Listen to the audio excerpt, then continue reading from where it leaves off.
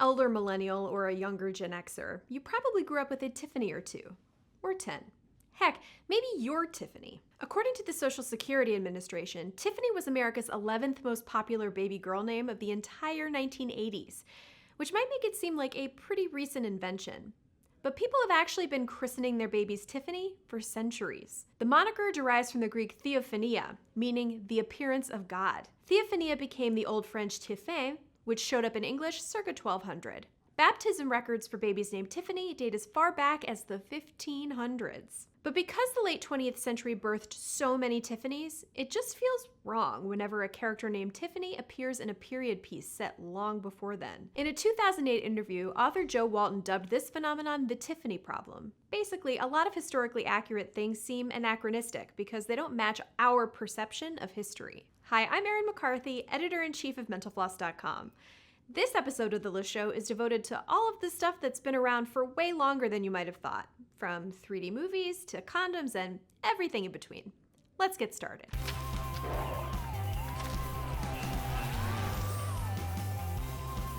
On June 10, 1915, patrons filed into New York City's Astor Theater to witness a landmark moment in film history. It was the first 3D movie ever shown in a theater. Technically, it was 3 shorts.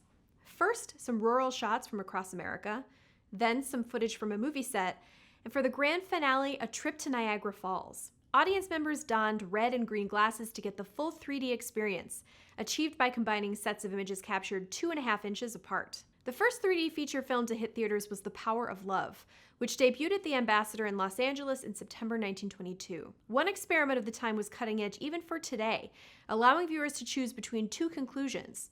Look through one lens for a happy ending, and the other for a sad one. There's a free idea for James Cameron. Make Avatar 3 a choose-your-own-adventure. Synchronized swimming was a vaudeville fad that found its way to the silver screen during Hollywood's golden age. Picture Esther Williams in films like Million Dollar Mermaid and Bathing Beauty. In fact, the phrase synchronized swimming wasn't even coined until 1934, when the modern mermaids wowed the crowd at the World's Fair in Chicago. The sport didn't become an Olympic event until 1984, which is now called artistic swimming. But it turns out that ancient Romans enjoyed a good water ballet on at least one occasion. Only it didn't take place in a pool, per se. Instead, they just flooded an amphitheater. The first-century poet Martial described the performance in a series of epigrams, translated by Kathleen Coleman in 2006. A well-trained troupe of nereids was frolicking all over the surface and decorating the compliant water with various formations. These included a menacing trident, a star shining its welcome to sailors, and a ship with broad sails billowing in distinctive folds. Not everyone is convinced that that is synchronized swimming, thinking it might instead be dancing in the water. But still, that routine would probably score well at today's Olympics and would definitely impress your local community pool. Oreos aren't quite so ancient, but they have been around for way longer than you've been dunking them in the milk of your choice. The optimal dunk time for an Oreo is roughly 3 seconds. According to a 2016 study by Utah State University researchers, the cookie absorbs roughly 80% of its potential liquid after 2 seconds, and it maxes out after 4. So keeping it submerged any longer than that won't earn you more milk in each mouthful. But the cookie will get progressively soggier, of course, which is maybe what you're going for anyway. When the Oreo first hit shelves in 1912, it wasn't marketed as a dunkable sensation that belonged in every kid's lunchbox. It was way more of a luxury. Here's how one ad from that year described the dessert. A dainty, tasty chocolate biscuit with cream filling. Very expensive, but oh, how good. At 45 cents per pound, expensive was no exaggeration. That's about $14 in today's money, which is only considered a steal if you're buying Lady Gaga's limited edition Oreos on eBay. Speaking of storied American snacks, Juicy Fruit gum arrived on the scene in the 90s. The 1890s, that is. It was the brainchild of William Wrigley Jr., who initially sold soap. He gave out baking powder with every soap order, which was so popular that he started selling baking powder. That came with a freebie too.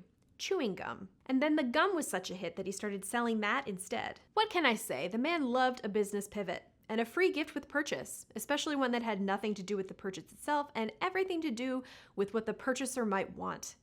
You know, a coffee grinder, a cheese cutter, maybe some lace curtains for the buyer's wife. Why do I get the feeling that Wrigley was just bargaining off all of his own belongings? Anyway, Wrigley introduced juicy fruit gum to the public in 1893 at the World's Fair in Chicago, and the rest is history. Well, except for the actual flavor of the gum, which is still top secret. When it comes to making music, it doesn't get much more basic than banging a metal disc. So it's not hard to believe that cymbals have been around for thousands of years. The Metropolitan Museum of Art houses one dated between 2300 to 2000 BCE, during the early Bronze Age. You get one chance to guess what it's made of. Yeah, it's bronze. What's more surprising is that Zildjian, one of today's leading cymbal manufacturers, has been in the game for 4 centuries. In Constantinople in 1618, a 22-year-old Armenian chemist named Avitus was trying to make gold when he accidentally concocted the perfect metal alloy for making cymbals instead. It's some combination of copper, tin, and silver, but the exact recipe is just like juicy fruits. Confidential, I mean, not citrusy. The Ottoman Empire commissioned Avitus to craft the royal cymbals and was so pleased with his work that he was given a special surname, Tiffany. Just kidding, it was Zildjian, meaning family of cymbal makers. So Avitus Zildjian went off and founded his own foundry in 1623, and eventually taught his son all his cymbal making secrets.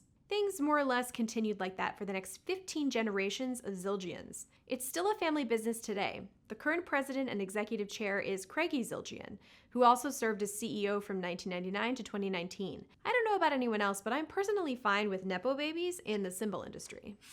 Get off your high horse, LaCroix. Sparkling water existed in natural mineral springs for thousands of years before humans finally figured out how to make their own. For that, we have pig bladders to thank. That's what English chemist Joseph Priestley used in the late 1760s as part of a contraption that combined gas bubbles with water. Priestley didn't do it out of thin air. There was over a century of discoveries and innovations leading up to his contraption, but we really like viewing history in terms of one dude did something, so historians tend to treat Priestley as sparkling water's first man. He detailed his process in a 1772 paper called Directions for Impregnating Water with Fixed Air.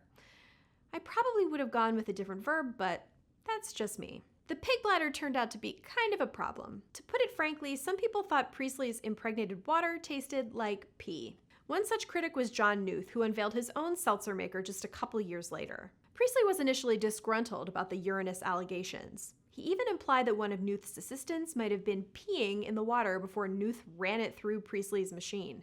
But eventually, even Priestley acknowledged that Knuth's mostly glass apparatus was better than his. So the next time you crack open a cold seltzer, cheers to pig bladders. Or the absence of them in today's carbonation techniques. While we're on animal bladders, let's talk about condoms. According to Greek mythology, King Minos of Crete was cursed with semen full of snakes and scorpions. Needless to say, this was pretty dangerous for his sexual partners, and it also prevented his wife, Pasiphae, from getting pregnant. So in one version of the story, they use a goat's bladder to catch the scorpions, and everyone is happy. Sure, this is technically a legend, and nobody knows for certain if King Minos ever existed. But as historian Vernal Bullo wrote in his 2001 Encyclopedia of Birth Control, it seems logical to argue that what appeared in mythology reflected, in part, reality, and barriers of one kind or another made from bladders might well have been used by the Greeks and probably their Roman successors. The oldest condoms that archaeologists have actually unearthed aren't that different from Minos' legendary goat bladder. Excavated from beneath England's Dudley Castle in the 1980s, they were dated to the 1640s and made from fish and other animal intestines. Archaeologist Stephanie Retkai told UPI that they look like leaves of brown paper, and at first we thought they were parchment. But that's not the only old condom discovered. In Sweden, a reusable condom was found that had an instruction manual. According to the directions, soaking it in warm milk before each use would prevent disease. Not something we recommend at all, ever, under any circumstances. That's it for us here today. Next time you eat a piece of juicy fruit with your friend Tiffany while taking in a 3D movie, well, just know that someone a long time ago could have been doing the same thing. Thanks for watching.